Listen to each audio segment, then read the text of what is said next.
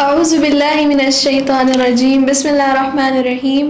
السلام علیکم۔ میں آپ کے سامنے آج کربلا کا واقعہ پیش کرنے جا رہی ہوں۔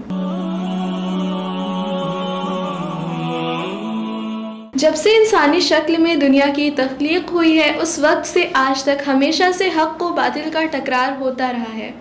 ایک طرف حق کے نمائندے ہیں اور دوسری طرف باطل کے، لیکن اس تصادم اور ٹکراؤ کا نقطۂ عروج کربلا ہے۔ کربلا میں تاریخ آدم و بنی آدم کا سب سے بڑا اور فیصلہ کن ٹکراؤ ہوا جس نے دودھ کا دودھ اور پانی کا پانی ہمیشہ کے لیے جدا کر دیا۔ جہاں ایک طرف حق کے نمائندے حضرت امام حسین علیہ السلام تھے اور ان کے ساتھ صرف 72 بھوکے پیاسے، جن میں جہاں ایک طرف 125 سال تک کے بوڑھے اور ضعیف کمر خمیدہ افراد اور شیر خوار بچے جو گھٹنوں بھی نہیں چل سکتے تھے شامل تھے، اور دوسری طرف یزید کا لشکر جو ہزاروں نہیں لاکھوں فوجیوں پر مشتمل تھا۔ اس محرم 61 ہجری کو کربلا عراق کے تپتے اور جلتے بھنتے چٹیل میدان میں یہ دنیا کا عجیب ترین اور محیر العقول ٹکراؤ ہوا، جہاں حق والوں کی طرف 3 دن کی بھوک پیاس تھی، نہ غذا تھی نہ پانی۔ چھوٹے چھوٹے بچے ہاتھوں میں خالی کوزے اور کٹورے لیے ہاتھوں میں ہائے پیاس کہتے ہوئے ادھر ادھر بھٹک رہے تھے۔ بہتے ہوئے دریا پر یزید کے فوجیوں کا پہرا تھا، جو اس بات پر مامور تھا کہ دریا کا پانی کسی بھی قیمت پر حسین والوں تک نہ پہنچنے دیں۔ چھوٹے چھوٹے بچے پانی کے لیے تڑپتے رہے، لیکن یزیدیوں کے دل نہ پسیجے، یہاں تک کہ 10 محرم کو جب جنگ چھڑی تو اپنی شہادت سے پہلے امام اپنے 6 مہینے کے دودھ پیتے بچے کو پانی پلانے کے لیے اپنے ہاتھوں پر لے کر آئے، مگر یزید کے درندوں اور وحشیوں نے بچے کو 3 بھال کے تیر سے شہید کر دیا، اور پھر لاشیں اٹھانے والے حق کے نمائندے 3 دن کے بھوکے پیاسے مظلوم حسین کو نہ صرف انتہائی بے دردی کے ساتھ شہید کر دیا،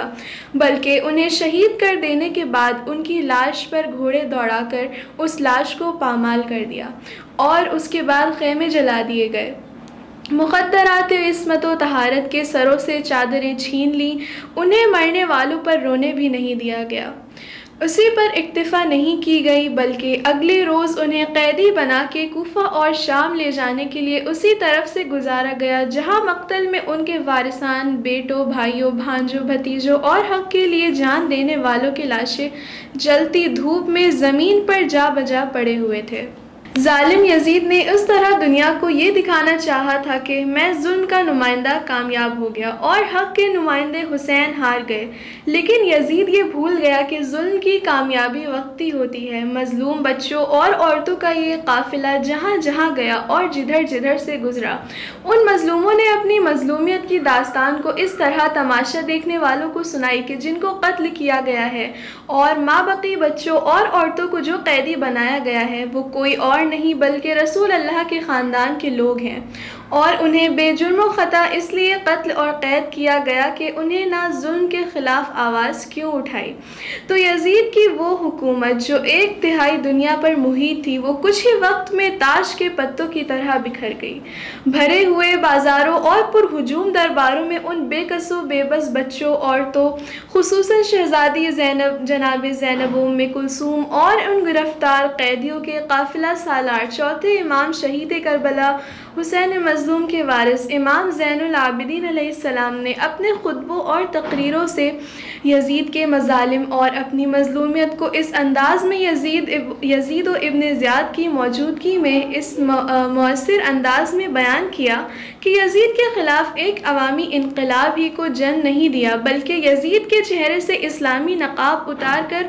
اس کا بھیانک شیطانی چہرہ دنیا کے سامنے پیش کر دیا، اور قیامت تک کے لیے نام یزید داخل دشنام ہو گیا،